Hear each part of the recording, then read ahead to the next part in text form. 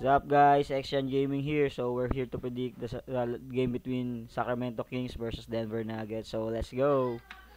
Kings versus Nuggets, game info. Kings 32 wins, 28 loss, 8 on the West, while the Nuggets have 39 wins, 22 lost, third on the West.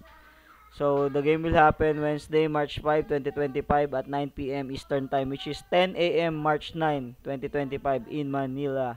So where Ball Arena in Denver, Colorado. So the home court advantage will go to the Denver Nuggets. So spread Kings +5, Nuggets -5, over under 229. So health and availability injuries for the Kings. Damontas Sabonis will be out. Malik Monk is questionable. And for the Nuggets, Deron Holmes out. Aaron Gordon questionable. Nikola Jokic questionable. Second Nagy questionable. Vlatko Kankar questionable. Julian Strother out. So Peyton Watson questionable. So ayan, marami ang out sa Nuggets and questionable. So hopefully makapaglaro si Nikola sa si Aaron Gordon. So let's go.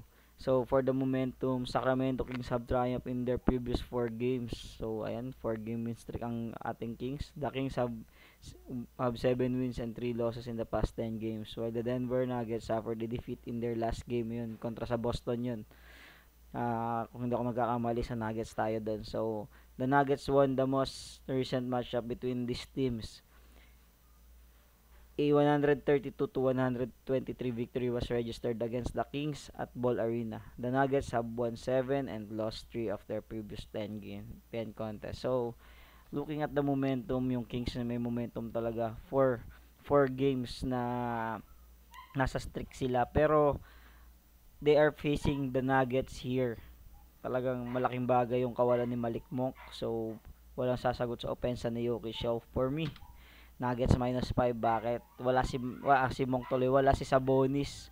Tapos si Monk baka injured pa. So kung makakalaro si game time decision ako pupusta dito. So kung makikita natin kung lalaro si Jokic at saka si Aaron Gordon, sa Nuggets tayo guys. So walang sasagot sa opensa ni Jokic dito masyado.